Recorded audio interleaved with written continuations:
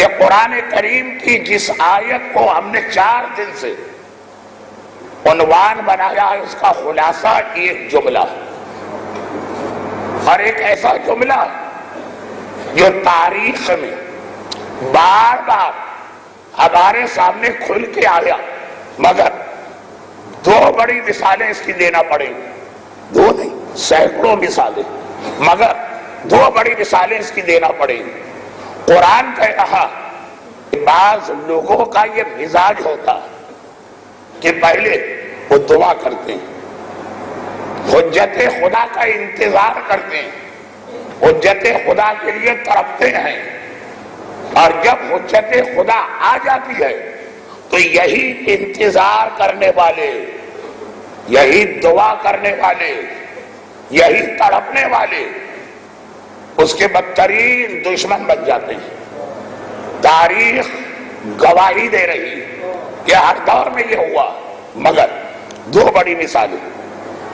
اللہ کا رسول جس انداز سے پیغمبر سے پہلے کے یہودی اللہ کے رسول کے لیے تڑپے، ہم اور آپ تو اپنے امام کا کیا انتظار کریں گے جو یہودیوں نے رسول خدا کا انتظار کیا، صدیوں، نسلوں، پشتوں پیغمبر کے انتظار میں یہودی دنوں رات گزار رہے ہیں۔ دعا نہیں، دعا تو ہم بھی مانگتے ہیں، عملی تیاری قوم یہود جس کے پاس دولت زیادہ ہو گئی، یہ بات ہو رہی ہے رسول خدا سے پہلے کے مخلص یہودیوں کی۔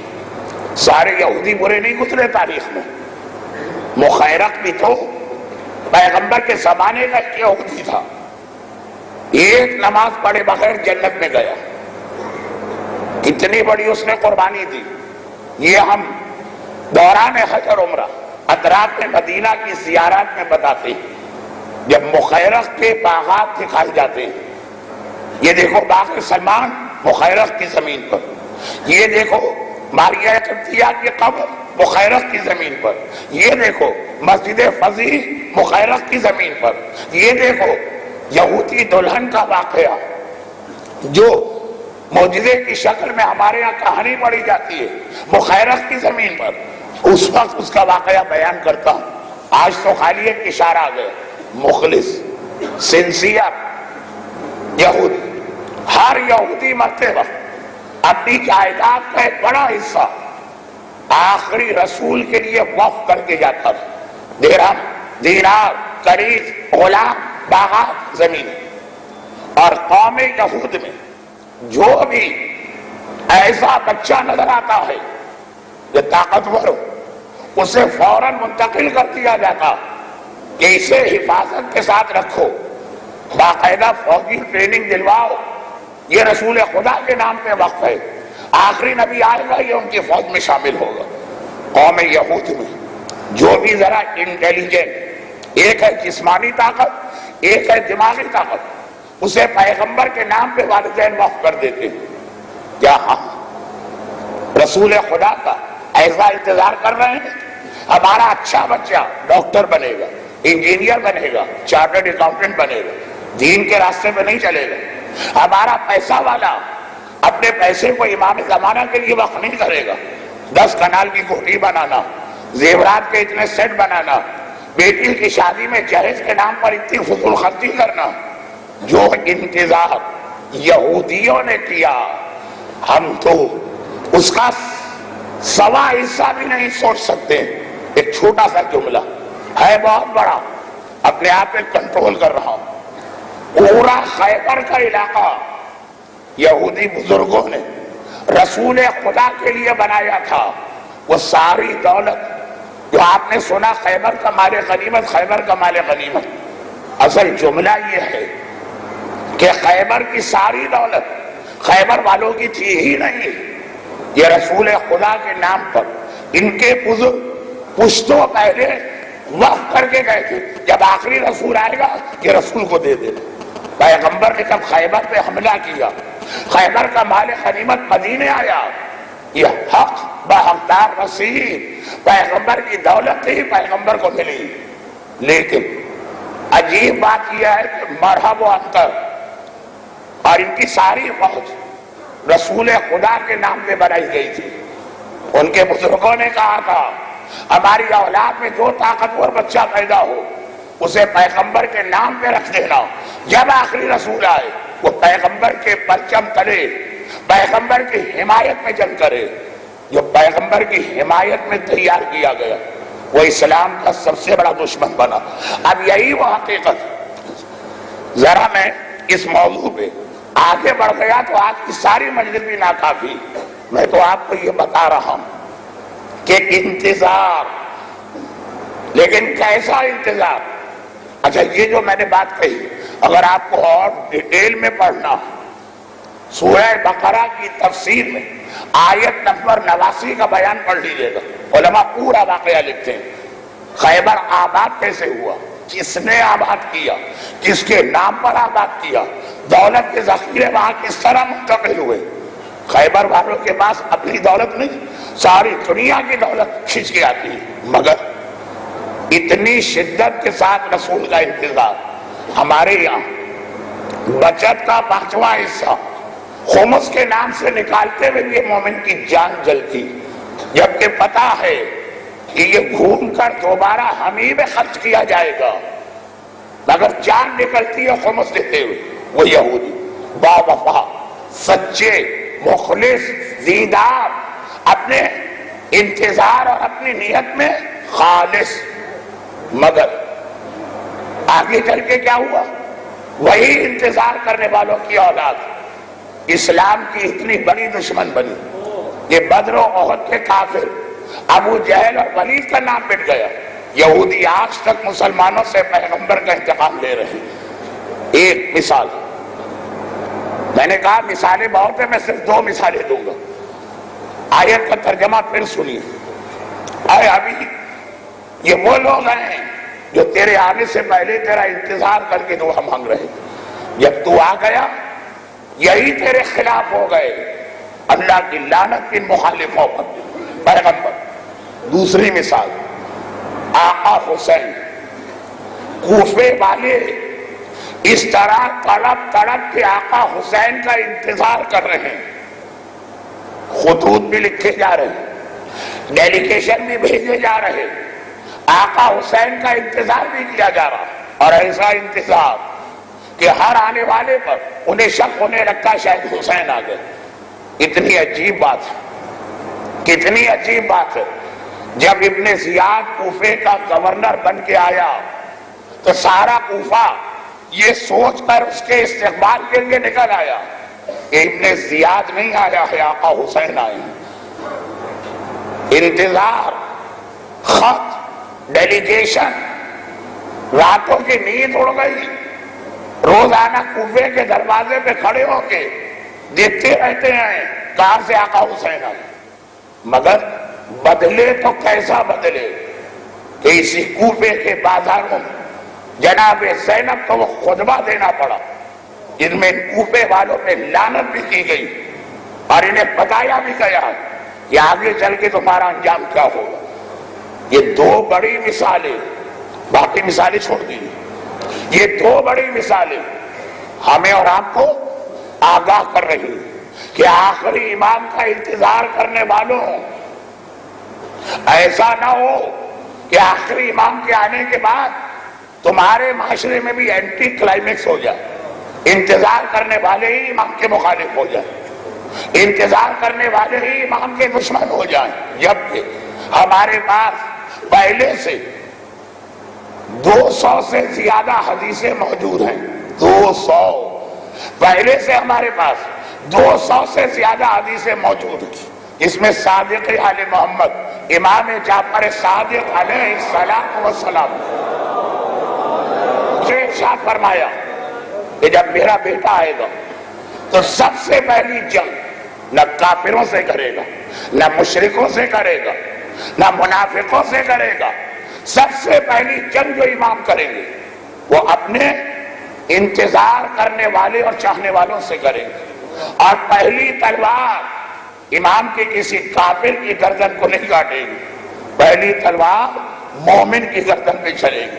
اب جب یہ روایتیں بھی آ گئی، تاریخ کے دو بڑے واقعات بھی آ گئے اور قرآن کی آیت بھی آ گئی، تو کیا وقت نہیں آیا کہ ہم اور آپ ایک مرتبہ یہ سوچیں کہ ایسا کیوں ہوتا، یہ خرابی کسی قوم میں کب پیدا ہوتی ہے، اور اپنے آپ کو بچائیں کہ ہمارے ساتھ بھی یہ واقعہ پیش نہ آئے۔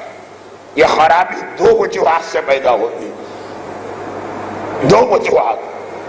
ایک علم کی کمی کی وجہ سے، جہاں پہ میں یہ سوالات کا ذکر میں نے اسی لیے کیا کہ آپ کو وہاں لے جانا تھا۔ خیبر کے یہودیوں نے زمانے کے امام کا انتظار کیا، فوجیں جمع کر کے، خزانہ جمع کر کے، ہتھیار جمع کر کے، ان چیزوں کی امام کو ضرورت نہیں۔ اپنے اور اپنے بچوں کو معرفت امام رسول نہ کرائی، یہ نہ پہچانوایا کہ رسول کون ہے اور کیسے رسول کو پہچانو گے۔ اگر معرفت نہ ہو تو نہ خزانہ کام آتا، نہ ہتھیار کام آتے، نہ فوج کام آتی ہے۔ جس کے لیے رکھی گئی ہے معرفت نہ ہو، اسی کے خلاف ہو جاتے۔ معرفت، اور معرفت ہمیشہ علم کے ساتھ آتی ہے۔ شیطان یہی نہیں چاہتا۔ اب ایک جملہ ایسا کہہ رہا ہوں جو آج جعفری ہاؤس کی مجلس میں 5 دن کی محنت میں آ چکا، تو وہاں تقریر ہوئی تھی آپ کے لیے صرف ایک جملہ، اور یہی وجہ ہے کہ ہماری قوم کی جہاں بات آئی، شیطان کو پتا امام کا انتظار کرنے والے تو یہی لوگ ہیں، امام کا ساتھ دینے والے تو یہی لوگ ہیں۔ جس طرح سے میں نے یہودیوں کو انتظار کے بعد بہکا دیا، وہی طریقہ ان پہ کیوں نہ اختیار کرو۔ وہاں بھی یہی کیا، ہتھیار رکھوا لیے، درہم و دینار جمع کروا لیے، فوجیں بنا لی، انہیں معرفت رسول نہ کرنے دی۔ یہاں بھی یہی کرو، ان کو اتنا علم سے دور کر دو۔ اور علم سے کیسے دور ہوتا؟ یہ خود امام نے فرمایا کہ آخری زمانے میں اللہ دنیا سے علم کو اٹھانے لگے گا۔ فرزند رسول علم کیسے اٹھایا جاتا؟ کہ علماء کی موتیں کثرت سے ہونے لگیں گی۔ عالم کا چلا جانا، عالم کا جانا نہیں ہے، علم کا جانا۔ آپ عالم سے دشمنی رکھنا، عالم سے دشمنی نہیں ہے، علم سے دشمنی ہے۔ مرجعیت کے خلاف آج اتنا زبردست موومنٹ کیسے چلایا جا رہا؟ ایک دم بیٹھے بیٹھے ایسا لگا ہماری قوم جوان ہو گئی ہے۔ پہلے بچے تھے، ہمارے بزرگ سب نادان تھے، ہمارے ایمان رکھنے والے پورے خانوادے نہ سمجھتے۔ عقل تو ہم میں آئی ہے، سمجھ تو ہم میں آئی ہے، جوان تو ہم ہوئے ہیں۔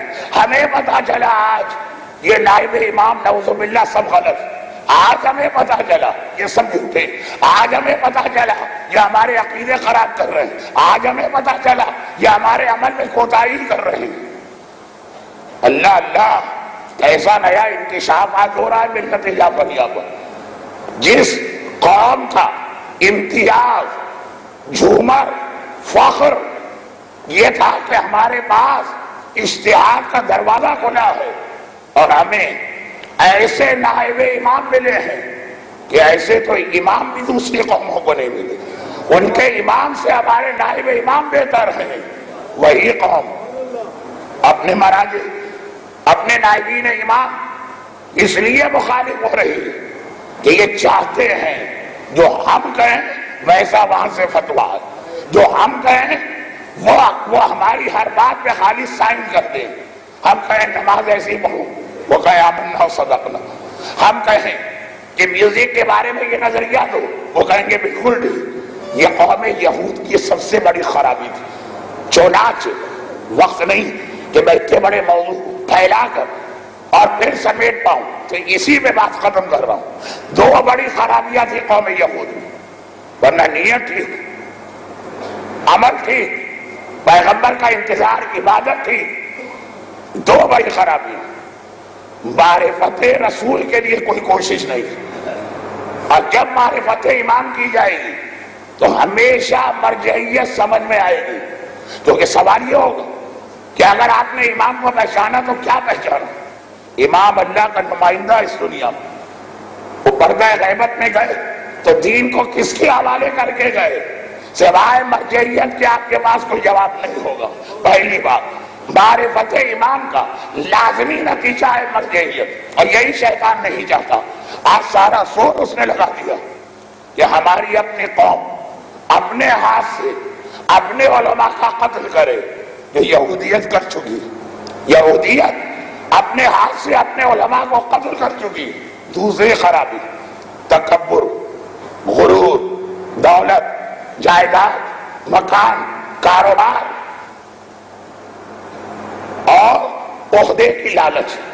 ابو عامر، واقعہ سنی. ابو عامر، مجھے پتہ نہیں کیوں ایک یقین سا ہو رہا کہ ہمارے بچوں نے اس کا واقعہ کبھی نہیں سنا ہو، جبکہ بار بار سننے کا واقعہ، خاص طور پر آخری زمانے کے اس ماحول میں، اس میں بظاہر یہ لگ رہا ہے کہ ظہور امام کا زمانہ قریب آ رہا بظاہر.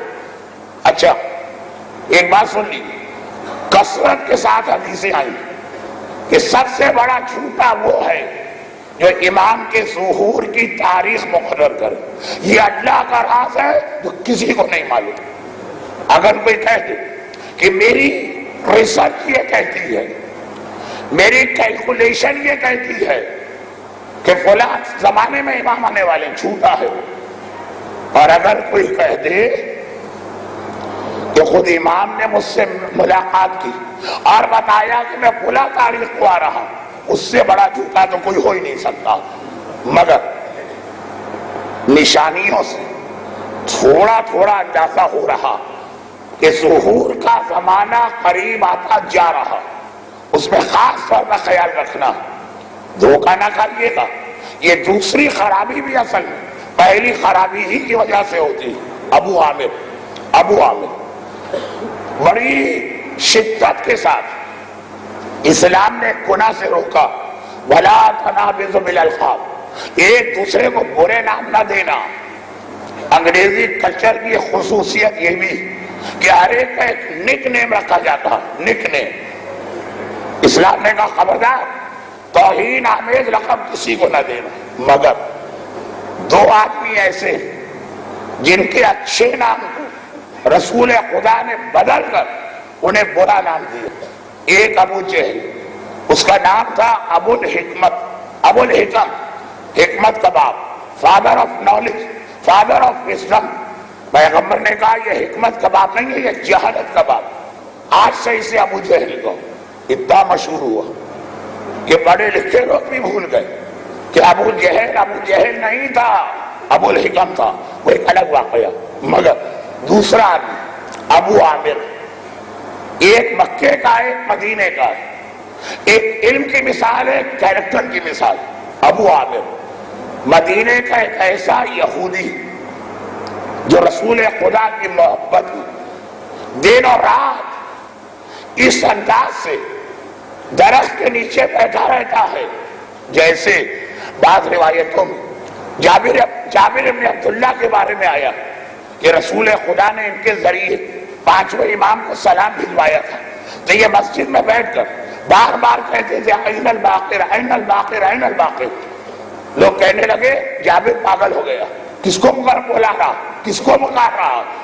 پانچویں امام کی ولادت سے پہلے سے جابر این الباقر، این الباقر.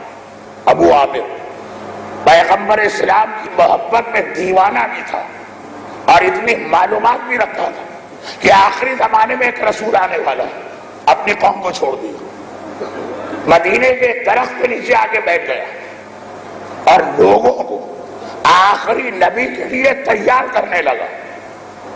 لیکن بڑے تو اس کا مذاق اڑاتے تھے. ہر نیا مومن نوجوانوں میں بہت جلدی مقبول ہوتا، نوجوان اس کے گرد جمع. مدینے کے کتنے نوجوانوں رسول خدا کے آنے سے پہلے اس نے رسول خدا کے لیے تیار کیا، اور کیریکٹر وائز اتنا اچھا، اتنا پرہیزگار، ایسا متقی، ایسا مقدس کہ مدینے کے لوگ اس کا نام ابو عامر نہیں لیتے تھے، اسے کہتے تھے راہب، مقدس، پرہیزگار، متقی. کون ابو عامر؟ ابو عامر راہب. گھر چھوڑا، جائیداد چھوڑ دی، کپڑے تک نہیں پہنتا ہے، ایک ٹاٹ کا بوریا اس میں سوراخ کر کے ایک کرتے کی طرح سے اسی کو پہن لیتا کہ آخری نبی آئے گا. اسے عیش و آرام والے لوگ نہیں چاہیے، اسے زحمت و تکلیف اٹھانے والے لوگ چاہیے، فاقہ کرنے والے، پھٹے ہوئے کپڑے پہننے والے، بغیر مکان والے. اتنی شدت کے ساتھ اس نے پیغمبر کا عقیدہ پھیلایا کہ پوری نسل مدینے میں تیار ہو گئی. مگر ہوا کیا؟ اور اشارہ بھی کرتا ہے، مدینے میں بیٹھ کے اشارہ کرتا ہے کہ ادھر سے وہ آخری رسول آئے گا مکے کی طرف، ایک ایک چیز اس کے پاس رسول کے بارے میں. لیکن جب پیغمبر مدینے تشریف لائے تو اب اسے یہ توقع ہوئی کہ پیغمبر اسے بلا کے شاباش دے اور بڑا عہدہ دے کہ تم نے میرے لیے اتنی تیاریاں کروائی، اتنی قربانیاں دی، اتنا انتظار کیا، ایک پوری نسل تیار کر دی. اس کے حساب سے جو توجہ اسے چاہیے تھی وہ رسول نے نہیں کی. اب یہی پیغمبر کا مخالف ہوا، کہنے لگا یہ جھوٹا رسول ہے، یہ وہ رسول ہی نہیں ہے جس کی میں خبر دے رہا ہوں. اس پر ایمان رکھنے والے، اس کی باتوں پہ یقین رکھنے والے وہ سب پیغمبر کے ساتھی بن گئے، کیونکہ نشانیاں بتاتا تھا نا. وہ ساری نشانیاں رسول میں آئی. جس نے دوسروں کو رسول خدا کا ساتھی بنایا خود وہ خود پیغمبر کے خلاف ہو گئے. کہنے لگا میں اسے رسول نہیں مانتا ہوں. کیوں؟ پیغمبر نے اسے عہدہ نہیں دیا، پیغمبر نے اسے کوئی منصب نہیں دیا، پیغمبر نے اسے کوئی پوسٹ نہیں دی. اتنا خلاف ہوا کہ مدینے والوں کو اب الٹا گمراہ کر رہا، اب الٹا بہکا رہا. اس کی بات میں نہ آنا، یہ رسول نہیں ہے، یہ حکومت حاصل کرنے کے لیے جھوٹی باتیں کر رہا. مدینے والوں نے توجہ نہ دی، یہ مکہ گئے. ابو جہل اور ابو لہب کو بھڑکا بھڑکا کر مدینے پہ حملہ کرا تھا. حتیٰ جنگ احد میں یہ واحد آدمی تھا، مدینے کا رہنے والا ہے، مکے کے کافروں کے لشکر میں شامل ہو کے آیا. اور جب احد میں کافروں کو شکست ہوئی اور اس نے دیکھا اب مکے والوں میں طاقت نہ رہی تو یہ شام چلا گیا. عیسائی حکمران کو مجبور کیا مدینے پہ حملہ کیا جائے. ایسا سخت مدینے کا دشمن، ایسا سخت رسول خدا کا دشمن. پیغمبر نے ایک مرتبہ کچھ نوجوانوں سے پوچھا میرے آنے سے پہلے ہی تم میرا انتظار کیوں کر رہے تھے؟ کس نے تمہیں بتایا؟ کہا یا رسول اللہ ابو عامر راہب ہے. پیغمبر نے کہا خبردار اسے راہب نہ کہو، وہ فاسق ہے، فاسق، وہ کردار بیکار ہے جو پوسٹ اور عہدے کی تمنا رکھتا ہے. وہ آج میرا سب سے بڑا دشمن ہے، اس لیے کہ اس کو عہدہ چاہیے، پوسٹ چاہیے. پھر عجیب جملہ پیغمبر نے کہا جب میرا بیٹا آخری زمانے میں آئے گا اس کے انتظار کرنے والے بھی کتنے ایسے ہوں گے، اس کے آنے سے پہلے راہب ہوں گے، اس کے آنے کے بعد فاسق بن جائیں گے. تو ہمارے سامنے دو مثالیں جو آ رہی اس کو ذرا آگے بڑھائیں، اور وہ یہ کہ اگر ہم نے امام زمانہ کا صحیح انتظار نہ کیا تو ایسا نہ ہو ابو عامر کی طرح سے سب سے زیادہ انتظار کرنے والے امام کے دشمن ہو جائیں. ایسا نہ ہو کوفے والوں کی طرح سے امام کا انتظار کرنے والے امام کے خلاف ہو جائیں. اب ایک چھوٹی سی بات اور سن لیجئے اور میں اپنی تقریر کے اصل حصے پہ آتا ہوں. ایک یہ واقعہ آپ نے سنا ابو عامر کا، اب ایک دوسرا واقعہ سنیں. ایک آدمی ہے حنظلہ، جن کا لقب ہے غسیل الملائکہ، یعنی جنہیں فرشتوں نے آ کے غسل دیا. یہ کون ہے؟ جنگ احد ایک دم سے کافروں نے مدینے پہ حملہ کیا. مدینے والوں کو سان و گمان میں بھی نہ تھا کہ ایسا حملہ ہونے والا. کچھ چرواہے احد کے علاقے میں بکریاں چرا رہے، بھاگے بھاگے آئے یا رسول اللہ اتنا بڑا لشکر مدینے پہ حملہ کر رہا. پیغمبر نے فوراً آرڈر آف دا ڈے، فرمان امروز جاری کیا. اچانک کافر آئے، فوراً پیغمبر نے آرڈر کیا ہر آدمی ان کا مقابلہ کرنے کے لیے احد پہنچ جائے. جس حالت میں ہو، جہاں پر ہو، فوراً پہنچ کے مدینے کو بچانا۔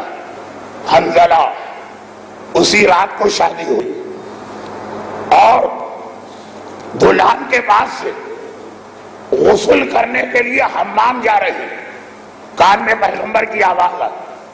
ہر مسلمان واجب ہے کہ فوراً احد کے میدان میں پہنچ کے مدینے کو بچائے، جس حالت میں ہو، 1 منٹ کی تاخیر جائز نہیں۔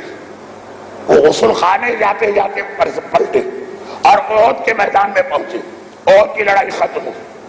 آخر شام کے وقت پیغمبر نے شہداء احد کے لاشیں جمع کی۔ مسلمان گھبرایا، کہا یا رسول اللہ، ایک لاشا ایسا ہے کہ ہمیں ڈر لگ رہا ہے اس کو دیکھ کر۔ کیوں ڈر لگ رہا؟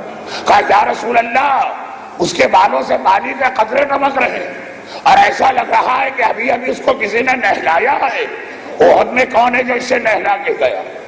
پیغمبر قریبا، کہا حنظلہ غسیل الملائکہ ہے، فرشتے کوثر کا پانی لے کے آئے ہیں اور اسے غسل دے کر اپنے ساتھ جنت میں لے گئے۔ یا رسول اللہ، اسے یا رسول اللہ، کوثر کے پانی سے اسے غسل کیوں دیا؟ کہا تمہیں نہیں معلوم، جب یہ میدان جنگ میں آیا تو نجس تھا، اس پر غسل واجب تھا، میرے حکم کی وجہ سے فوراً آیا، اب جنت میں جانے کے قابل نہیں ہے، چنانچہ فرشتوں نے خود اسے پاک کیا اور اپنے ساتھ لے کے گئے۔ ایسا مجاہد اسلام، مگر معلوم ہے یہ کون؟ یہ اسی ابو عامر کا بیٹا، باپ دشمن اور ایسا دشمن، راہب سے فاسق بنا، پیغمبر نے مدینے سے نکالا، وہ احد کے میدان میں، مدینے کا رہنے والا مکے کے لشکر میں آیا اور بیٹا اسی احد کے میدان میں مسلمانوں کے لشکر میں آیا۔ ایک پیغام پیغمبر نے دیا کہ برے باپ کے یہاں اچھے بیٹے پیدا ہوتے ہیں، اچھے باپ کے یہاں برے بیٹے پیدا ہوتے ہیں۔ برحمتک یا ارحم الراحمین، وصلی اللہ علی محمد وآلہ الطاہرین۔